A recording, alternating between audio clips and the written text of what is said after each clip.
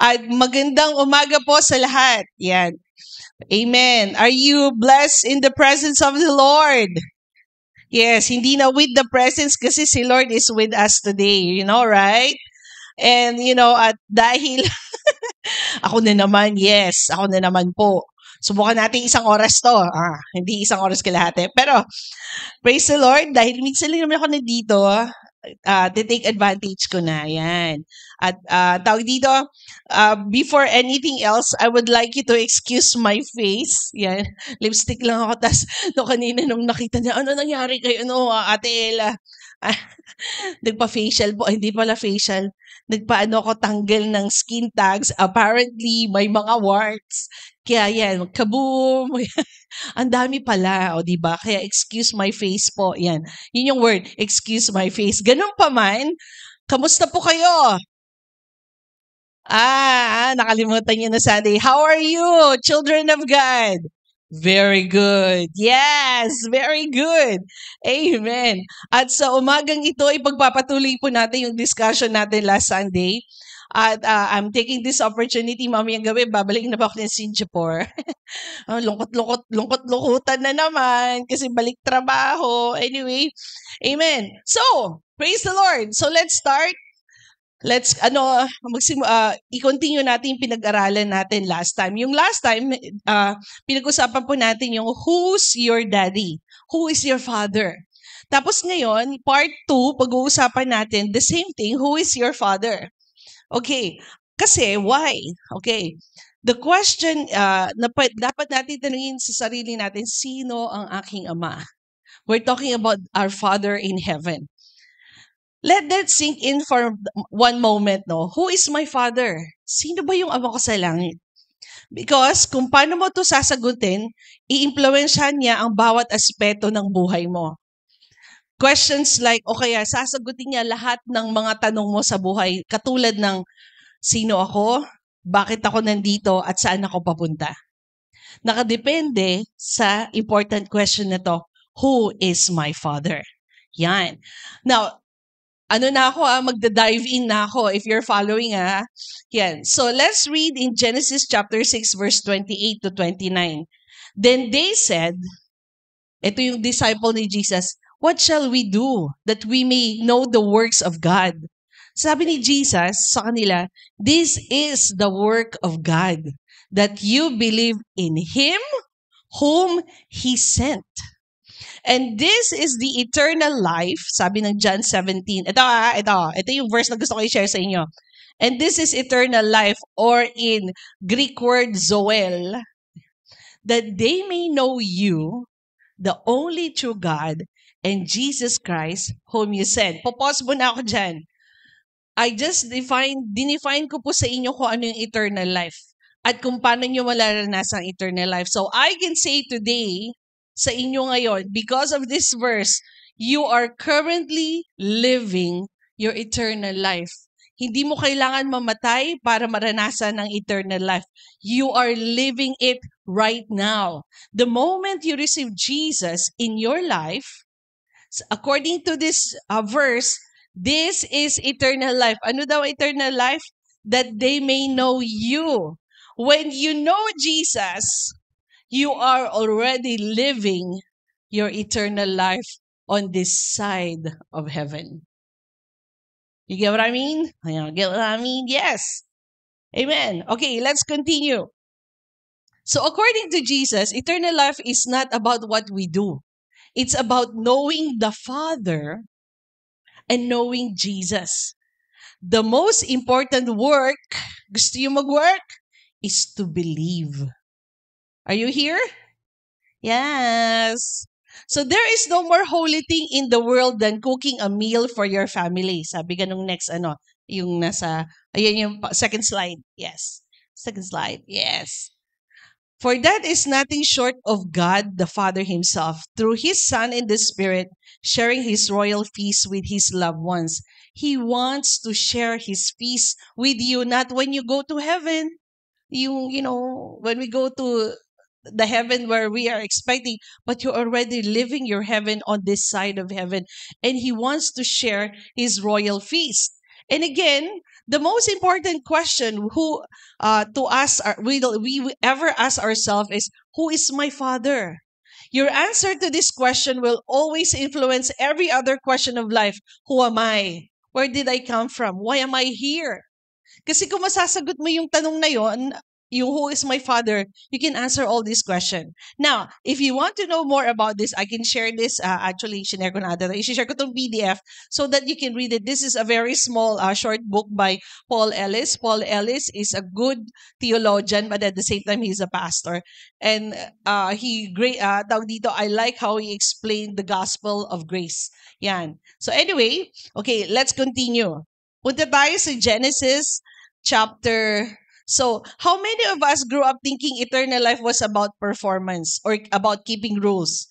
But Jesus says, it is about knowing the Father. And today, magda-dive in tayo to know our Father in heaven. Sabihin mo sa katabi mo, Abba. Hindi ito yung Abba yung Mamma Mia. Yan, si Papa, favorite niya yung bandang yun. Okay. Abba is actually a Hebrew word for Daddy God or Father in Israel. Okay? So, it's not about keeping rules, but Jesus says it's about knowing your Father, your Abba Father. Okay, so let's go to Genesis chapter 2 verse 15. I think ayan, tsaka lang, okay. Let's look at God's original design. Naalala niyo, we talk about God's original design sa iyo at sa akin. Ano ba yung original design ni Lord? Okay, let's go to Genesis chapter 2 verse 15. Then the Lord God took, na ibig sabihin lakak, the man and put him in the Garden of Eden to tend and keep it. Sige, baba mo pa. Alam niyo ba sige, isa yan. Hebrew, wait. Hebrew is a picturesque word. Pag sinabi natin picturesque language rather, ano siya, yung kung paano sinulat yung letter niya, parang picture na mismo yun ang ibig niya sabihin. Okay? Hindi ko alam kung, long story short, kung titignan niyo yung Hebrew, it explains, kung makikita mo yung mga letter, makikita mo yung ibig sabihin na without knowing what the letter means.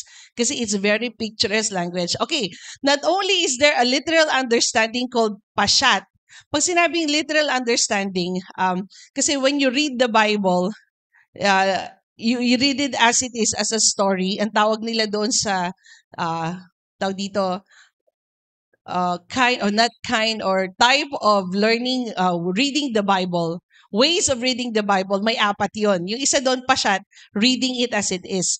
Not only is there a literal understanding called pashat, but many times, there is a literally or symbolic understanding ang Bible. For instance, the word in Hebrew for tuk, sige, tuk, tadan, yan. Ang ibig sabihin ng tuk is lakak.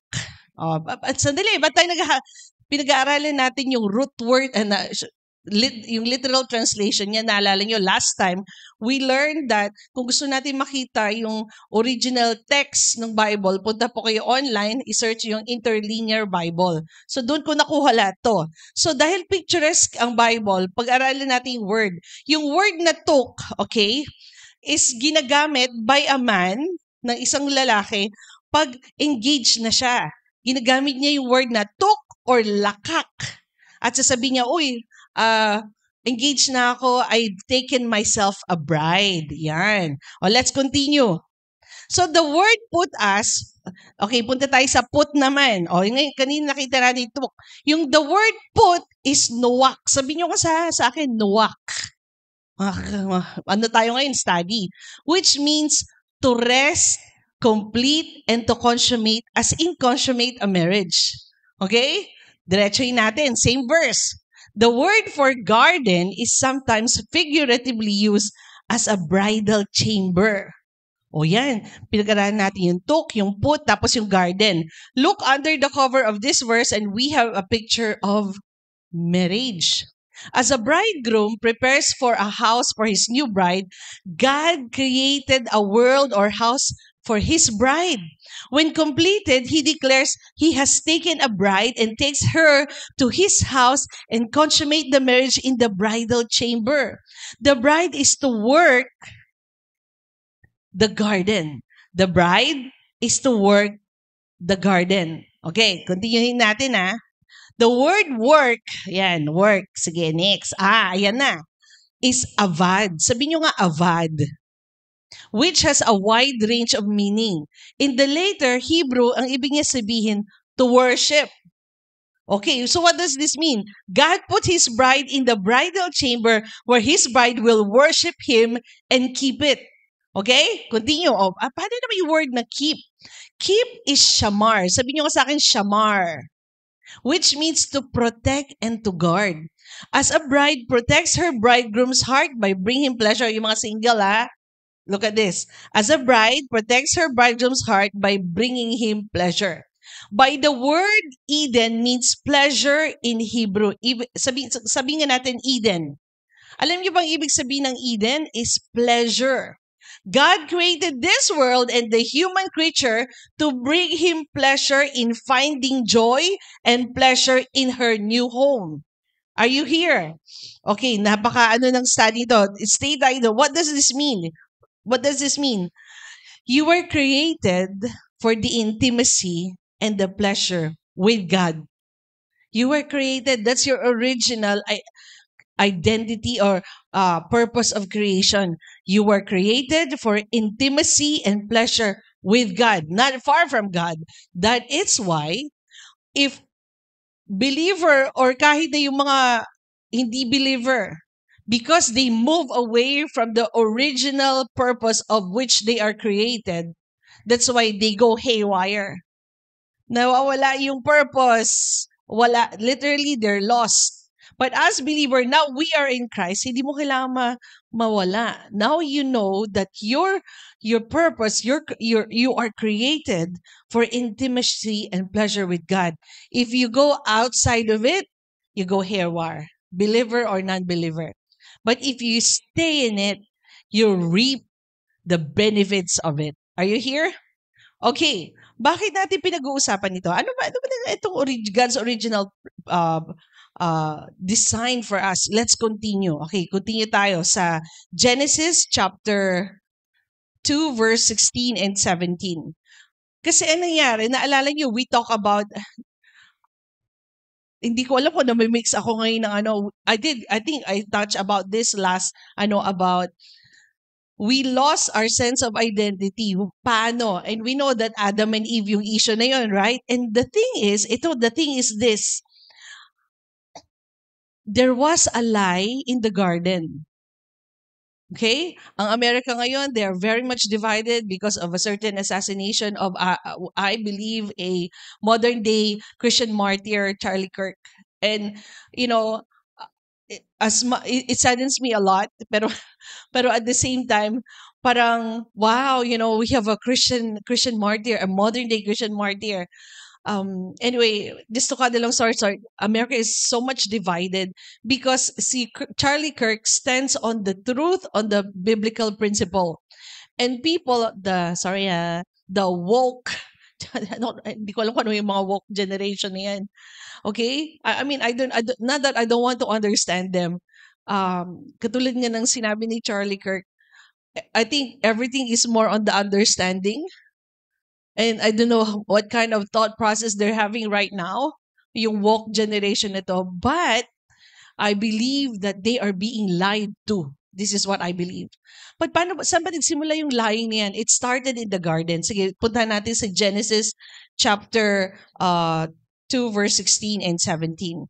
Sabi dito, and the Lord God commanded the man saying, of every tree of the garden you may freely eat, but of the tree of knowledge of good and evil you shall not eat, for in the day that you eat of it you shall surely die.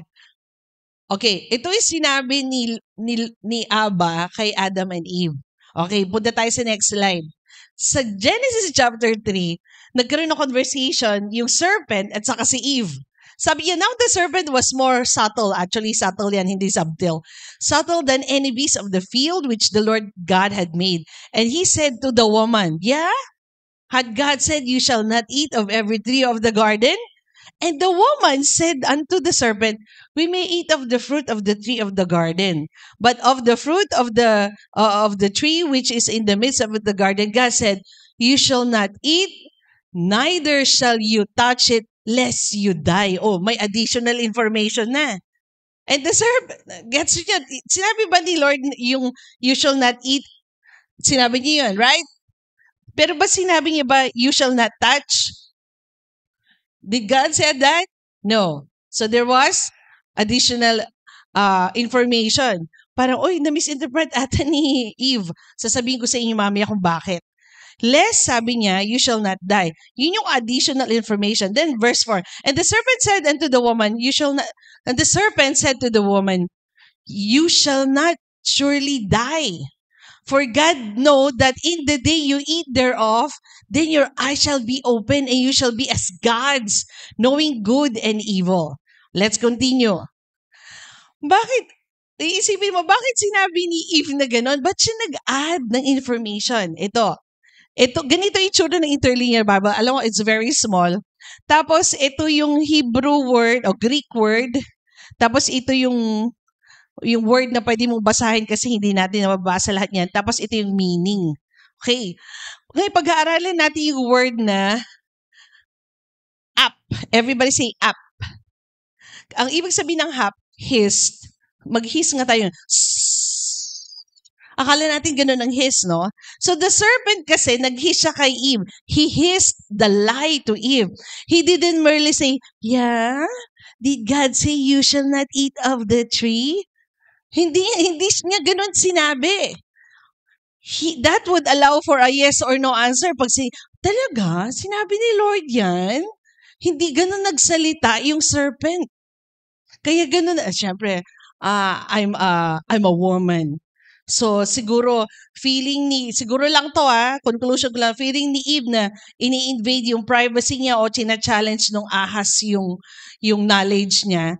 Kasi kung nag-hiss lang siya, sasabihin ni Eve, oo o hindi. Pero ibang sagot ni Eve. In this verse, the Hebrew word for up, okay, is translate as yeah. Pero, yung root word ng up na to is a picture ng isang ox. Anong ba Tagalog ng ox? Alam niyo na ibig sabihin niya, no? Ox. At saka a mouth. Na ibig sabihin, to breathe heavily through the nose in passion or anger. Tinutuya niya si Eve. Talaga? You get what I mean?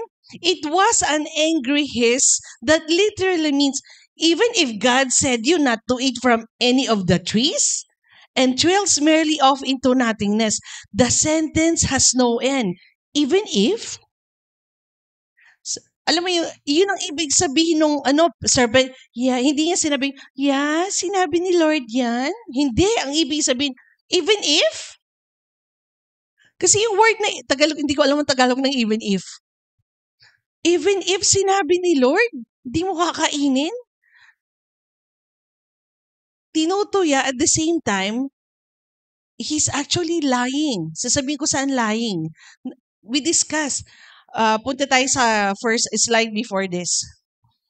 What did the enemy said to Eva, maliban sa tinuya niya? Sabi niya, yeah, even if sinabi ni Lord yan, di mo pa rin I mean, parang susunod ka ba? Hindi mo kailangan sumunod. Even if sinabi ni Lord, you don't have to follow. Kasi kung sinabi niyang talaga, ang sagot, yes or no. Pero ibang sagot ni Eve. And to cut the long story short, nakita niya yung sinabi ng serpent kay Eve. Sabi niya, pag kinain mo to, yung sabi niya, yung mata mo mabubukas at magiging katulad ka ng Diyos. Sinungaling talaga. What is the lie that was said to Eve?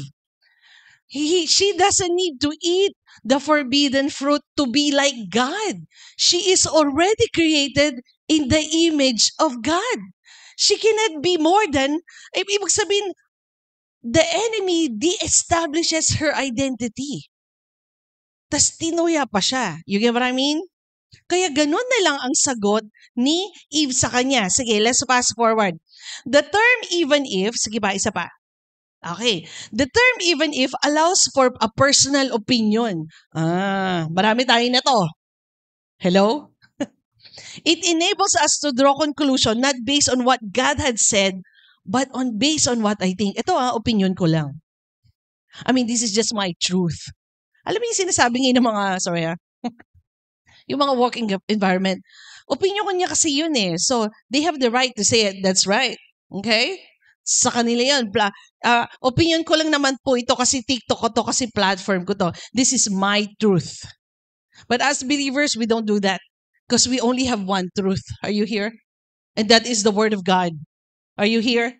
Kasi yung even if allows a personal opinion, hindi ko na ibig sabihin na bawal ang personal opinion. But the thing, if we draw our conclusion, pag napaharap tayo sa situation, pag napaharap tayo sa challenges, if we have our own opinion and if we draw our conclusion to what we see, to what we think about, lalo na kung mali yung pananaw natin kung sino ang ating Ama, definitely ang mga conclusion natin mali.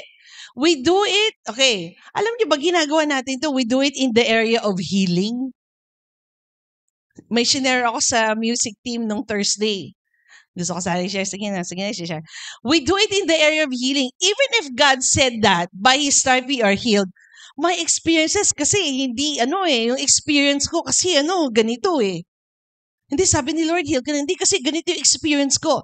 Even if allows for subjective perspective. Everybody say subjective perspective.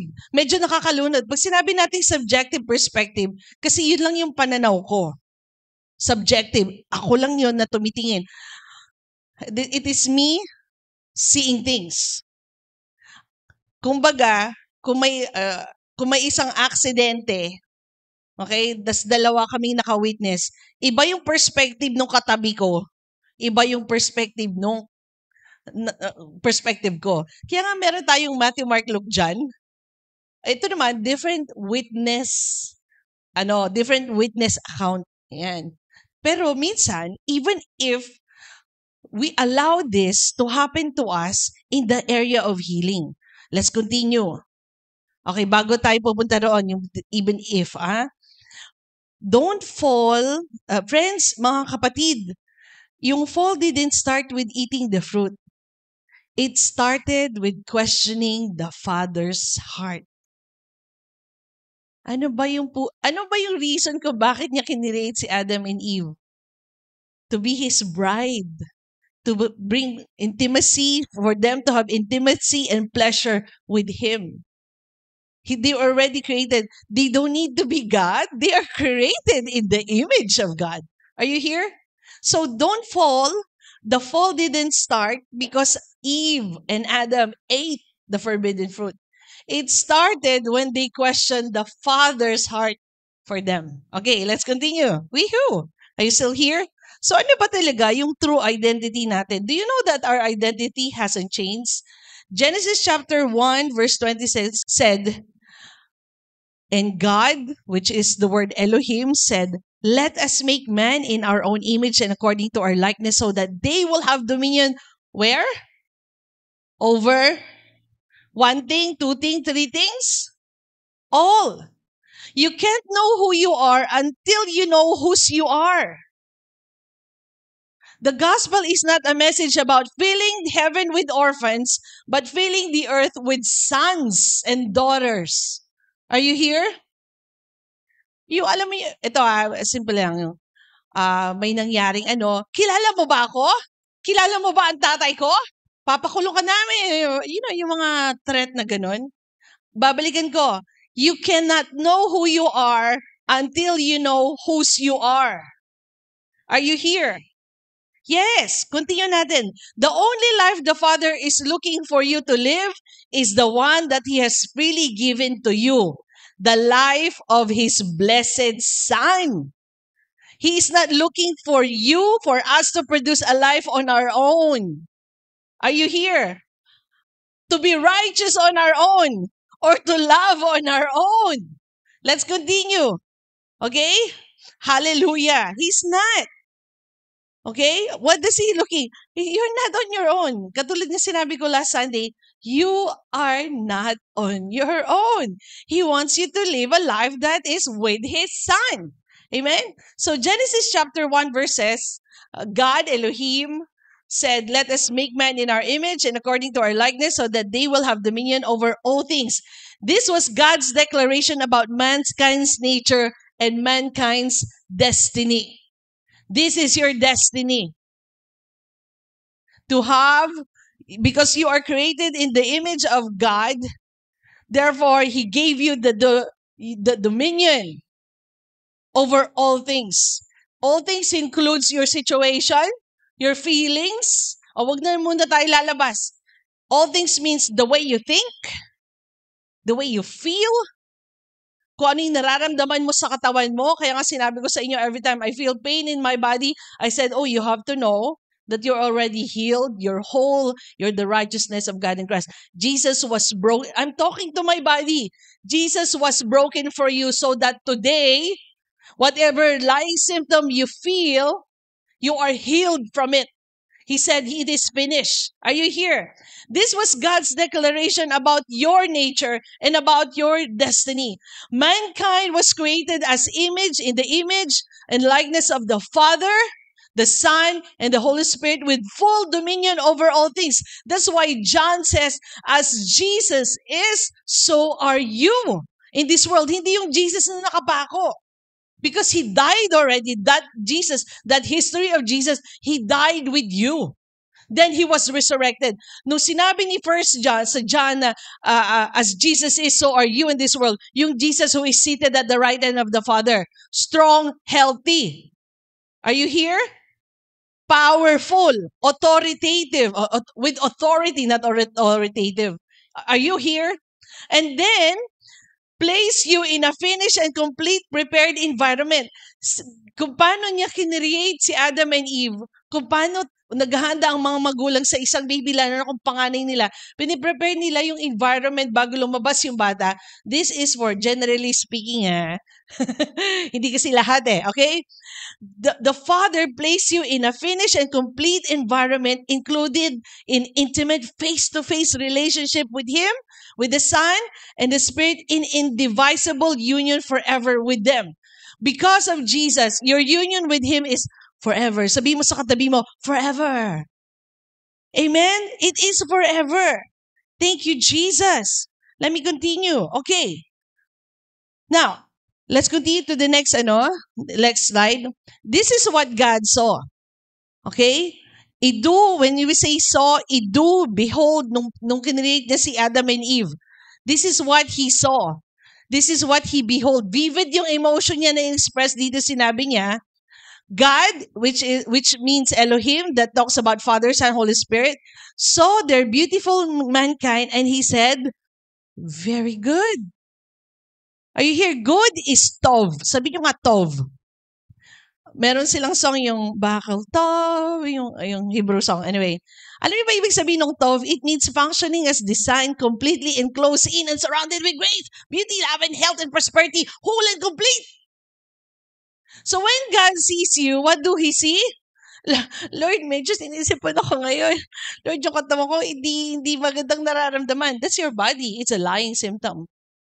Jesus was already broken for you. And as the Father sees you right now, He sees you at nakatingin siya sa kay El.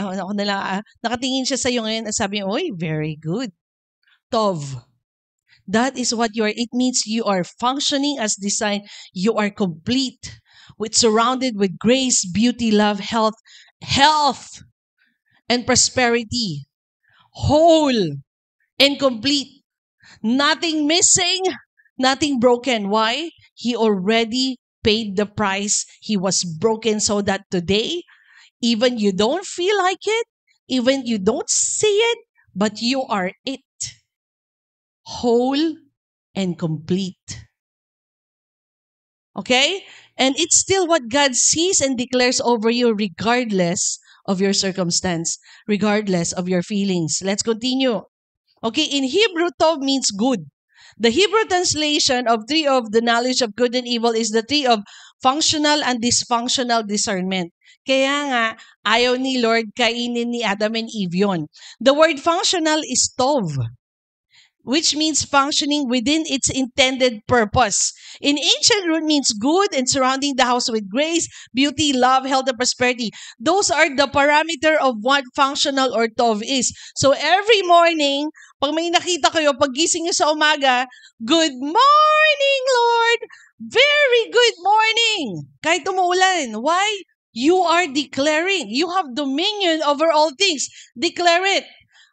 Body, you are very good because you are designed. This body, sabi ko sa music team, sabi ko sa music team ng Thursday, alam nyo ba nung niligtas tayo ni Jesus, hindi niya lang niligtas yung kaluluwa natin, pero niligtas niya rin yung literally katawan natin.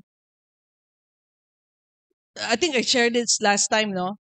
Yung katawan. Bakit? Pwede naman dumiretso si Jesus sa cross, and that's it. Mabako siya and that's it. No. Bakit niya hinayaan mabugbog siya? Beyond recognition. Kasi gusto niya iligtas yung katawang ito. Hindi yung katawan na mapupunta sa langit. Ibang katawan yun. Sabi ko nga, pag nag-rapture, when Jesus comes and to take us away, kailangan niyang palitan yung katawan natin na to. Why? Kasi ito, hindi niya kayang dumiretso sa pader. Didiretso ako sa pader, ano mangyayari sa akin? Mauntog ako. So, kailangan palitan to. You understand? Kaya nga, tingnan mo, nagpapa-facial and stuff. Hello? Kasi may limitation to katawan na to, but it doesn't mean hindi save ang katawan na to. Are you here? Wala si Ate Sita dito. Sabi niya, hindi ko lang ba? I mean, siguro kaming dalawa lang na Ate Sita, o baka yung perspective lang namin yun. Sabi niya, parang hindi ka nagbago. Ano ba yan? Parang hindi ka nagbago. Parang, sabi ko, I feel like it, Hindi naman napaka-vain. Why? Kasi ito yung niligtas din eh. So, anong ibig sabihin nito? When you feel something in your body, even it hurts, I understand.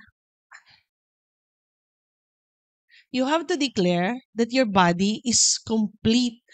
Katawan ko, you are already healed. You are already healed. Tas sasabihin nung kao, may nararamdaman ka.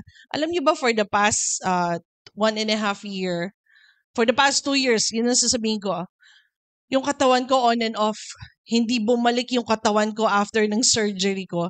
Hindi siya bumalik sa dati niyang parati akong nilalagnat. Parati akong nagme-medical leave sa school. Then minsan, and because of the revelation of the word of the Lord, that's why I'm standing with you healthy right now. Hello? I need to declare it. Kasi kung hindi ko i-declare, madi-discourage yung katawan ko. My body follows me, or my body follows my declaration. I'm not condemning you. Miss Ella, Ate Ella, hindi ko maramdaman. Hindi mo kailangan maramdaman. It is your truth. The truth of the Word of God says, you are healed in spite of what you feel. Ito, bibigyan ko kayo ng si Jesus, si Charlie Kirk, who boldly declares Jesus made a difference around the world. Jesus is in you. Should He also have an effect in your body? He is greater than your sickness.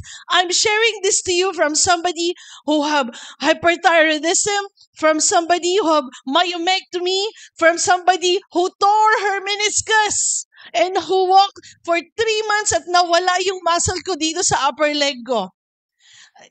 I am testifying to you as someone who's very independent, and literally after the surgery, hindi ko magalaw yung paa ko. Na very abnormal, sabi ng doctor. You know what made me walk? Ang normal na sabi ng doctor, kasi after surgery, pwede ko na siyang galawin na siguro after 3 days. Do you know, nakalagay lang na ganun sa si Loida. Loida was the one who took care of me.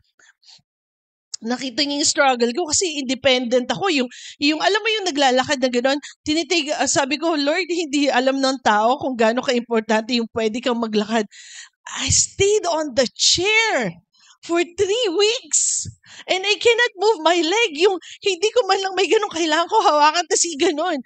So, tapos sabihin ng doctor sa akin, ba't hindi mo maggalaw? Alam mo, sabi ko sa doctor, you tell me why I cannot move my leg. Do you know how much painful it is? And I'm thinking about my family. Lord, hindi pwede akong magpilay kasi I need to help my family. How can I help my family? How can I work if I cannot use my leg? By the way, dance teacher ako.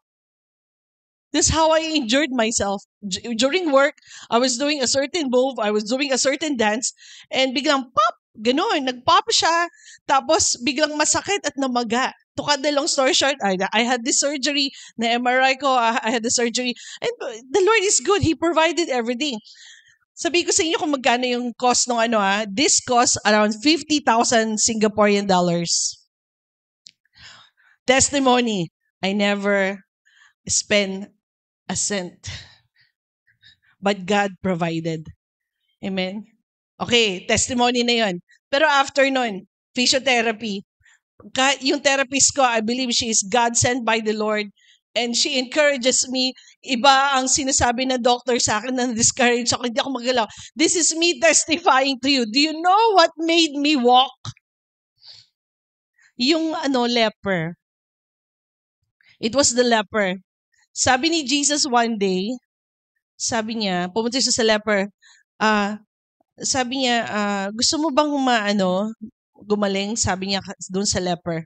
Lord, kasi yung meron silang pool, ang doon, may bababang angel, itatouch yung pool, kung sino unang magtatouch ng pool, gagaling. Pero siya matagal dito, 35 years. I think 35 years na nakahiga, baldado. And one day, Jesus came and sabi ni Jesus sa kanya, gusto mo gumaling?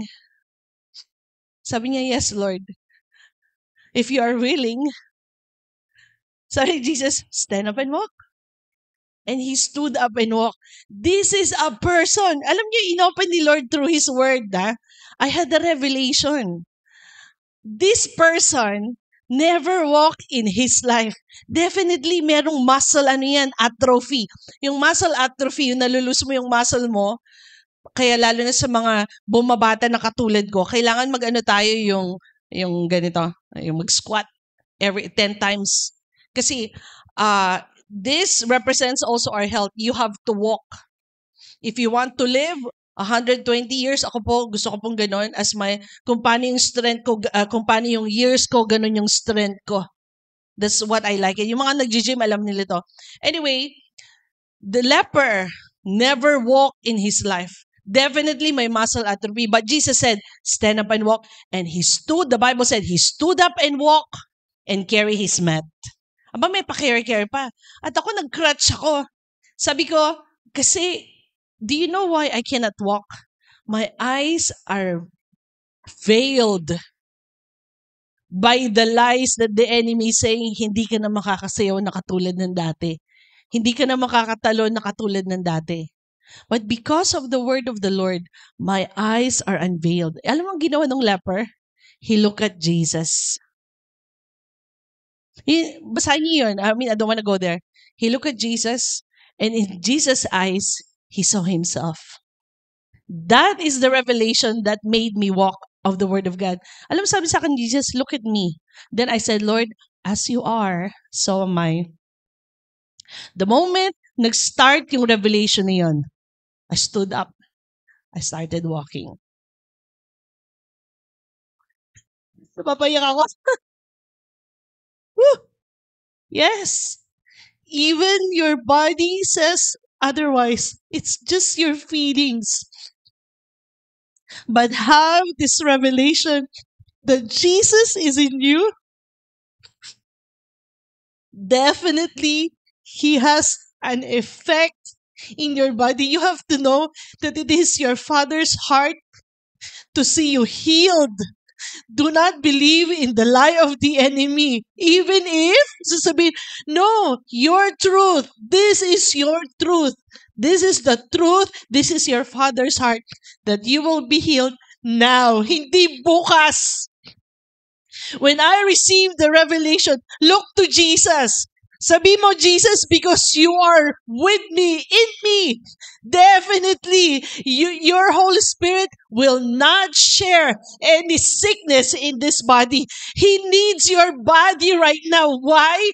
Because you are the physical body na pwedeng mag-testify, na pwedeng mag-preach ng gospel. He needs your body right now. Iba yung body na ibibigay niya sa'yo. He saved that body you are having right now.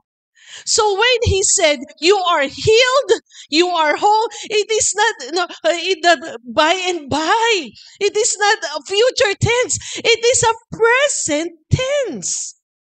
Are you here? Kahit na yung mga nahihirapan mag-diet, kasi sabi nila, naku, yung ano mo, perimenopausal. Sabi ko, Lord, that's not what your word says. Wala akong ibang paniniwalaan kundi yung word mo. I just look to you because the more I behold you, Jesus, the more I see who I am. Are you here? Hindi lang yun sa katawan, sa situation nyo sa buhay.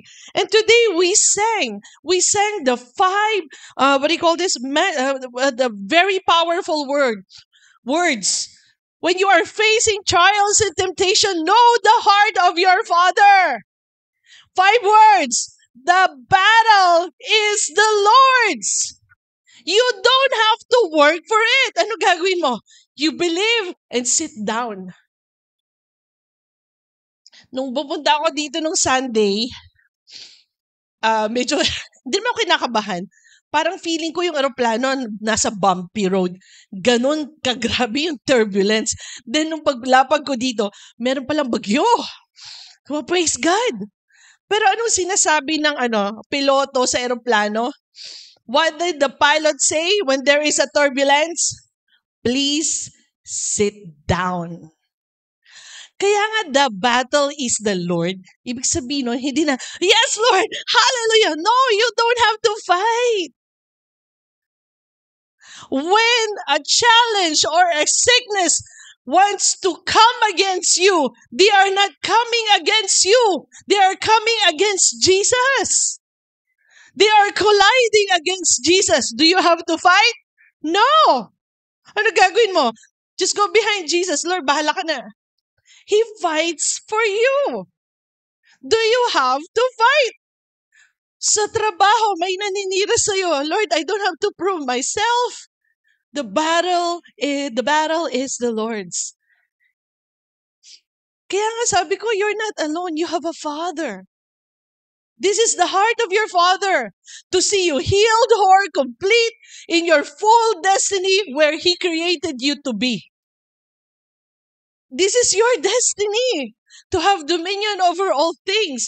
And do not accept the lie of the enemy. Therefore, just receive what the Father's heart for you. The Father's heart for you today.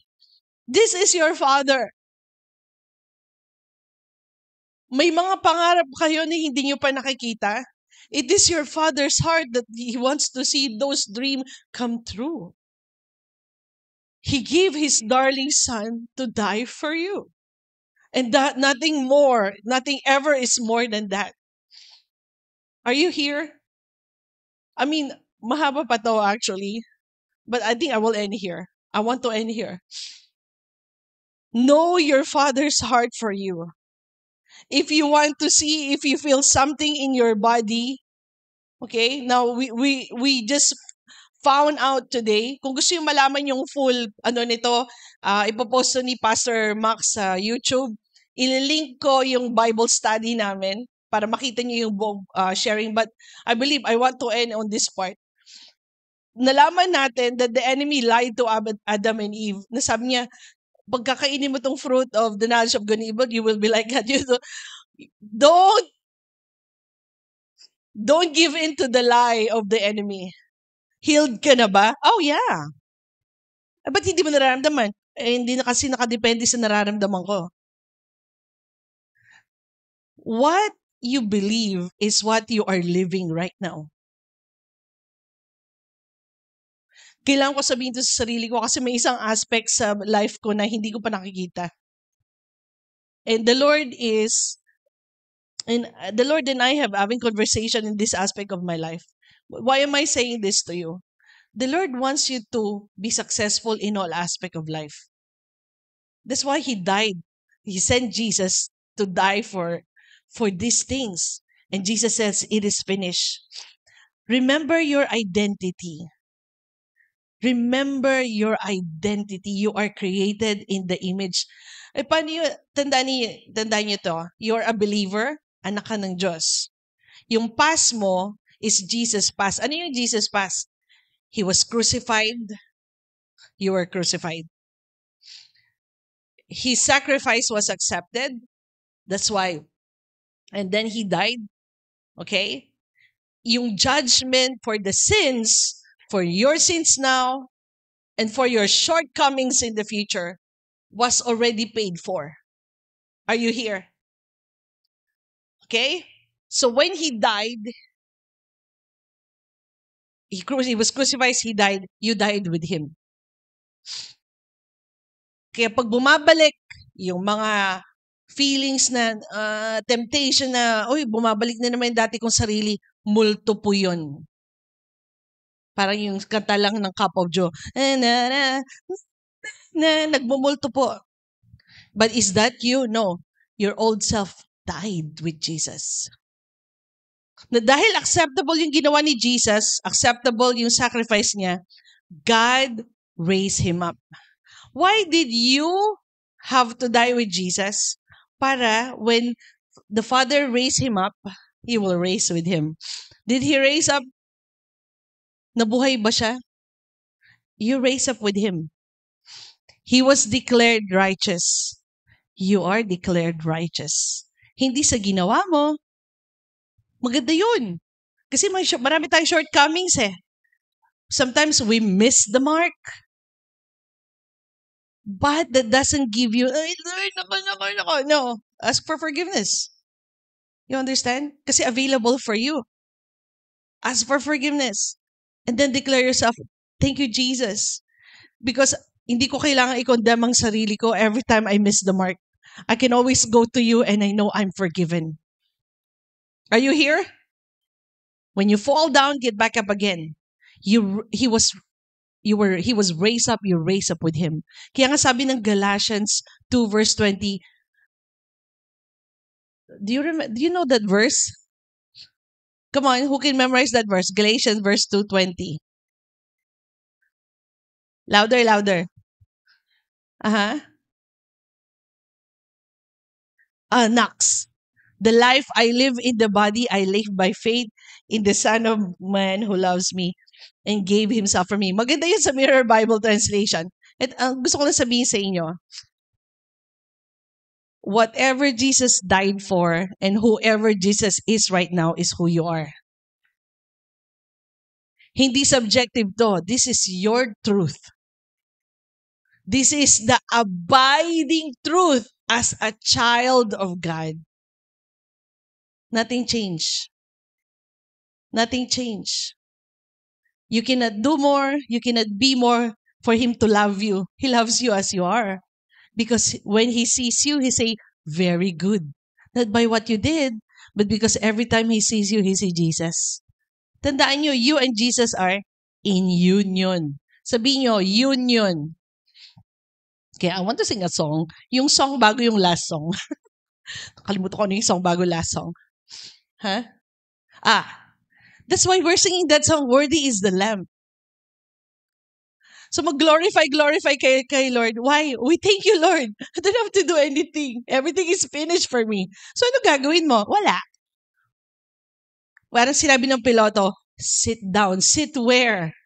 Enter the rest. Sabi ni Paul, enter the rest. We labor to enter the rest. Pag nakikita mong troubled yung heart mo, sabi mo, up, let not your heart be troubled. Look to Jesus and you will see who you are. Kahit na may nararamdamang campaign.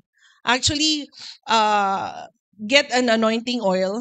I don't know how you do anointing oil. Get any oil. Yes, meron daw dito. Get any oil, baby oil, olive oil. Huwag lang yung mantika, baka mag-amoy kayong prito. Pray over it. Okay? Okay? Kung hindi kayo confident, ask Pastor Mac to pray over it. Anything painful in your body. Bakit important yung anointing oil? Kasi for oil to be produced, kung whatever, for olive oil, para ma-produce ang olive oil, kailangan i-crush yung olive para lumabas yung oil. What does this speaks about? It speaks about Jesus. He was crushed. Kaya nga anointing oil. Whatever you feel in your body, apply anointing oil and then declare, I am healed. Kausapin mo katawan mo. Kasi yung brain mo renewed eh. Pero yung katawan mo kailangan ng convincing. Oy, healed ka na. Be kind to your body kasi mag-isa lang yan. Kasi whatever you put inside your mouth becomes a part of you. Are you here? Stewardship. Diba? Gusto mo maging healthy, kakain ka, hindi dahil nagtatrust ka dun sa pagkain. Kakain ka kasi you trust that the Lord already blessed that food. Kaya nga, Lord, I thank you and bless you for this food. You understand? Kaya nga important din, mag-communion ka. Why? Bakit mag-communion? Alam niyo ba yung early church, hindi sila nag-i-spend ng isang oras na katulad ni Sister Ella, although si Paul, yeah, he did. Hindi sila nag-i-spend ng longer time with any other things but breaking of the bread. Why? Kasi makalimutan yung utak. Get a bread, tapos yung grape juice. Magtabi kayo every day. Every time you feel pain, put anointing. Ako magkakatabi yan. Magkakatabi yan sa bed ko. Actually, kahit may nararamdaman ako, wala. I still take the wine and the bread. Kunin mo yung bread. Sabi mo, Lord, you take the bread as if Jesus died yesterday. Lord, thank you.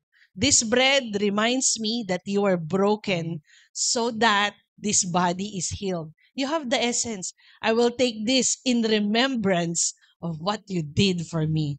I declare the resurrection life in my body right now. The life, the resurrection power that raised Jesus from the dead is the same life that's living in my body right now. So no more sickness, no more consciousness of sin, no more sickness, because I am flesh of your flesh, bone of your bone.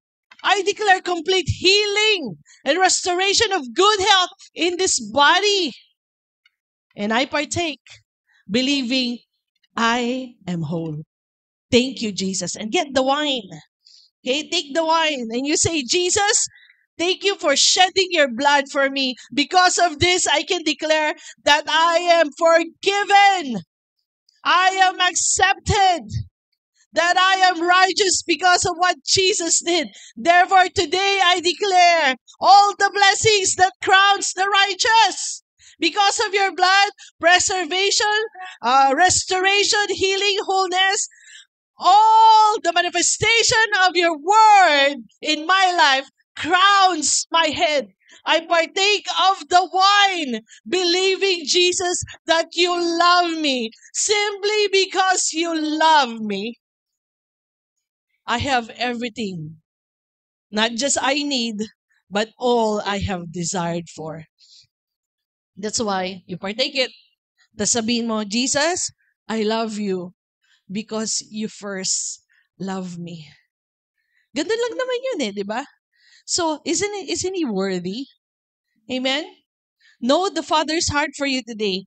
Meron akong babasahin dito kasi yung isa sa, yung teacher namin, sabi niya, Ella, I want you to share. Hindi naman sinabing she wants to share this, but it blessed me a lot and I will be sharing this to you. Sabi niya, sabi ni Ate Josephine, and you will see her, itatag ko yung namin, despite the darkness hovering our nation, or hovering your life, we are convinced and sure that it's not a match to the love of God for His beloved land. Amen?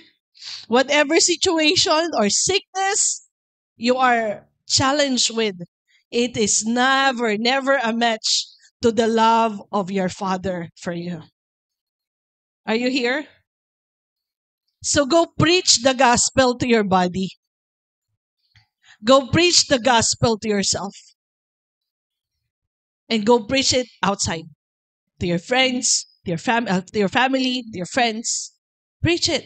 But preach it to yourself first. Are you here? Nothing matched the love of your Father for you.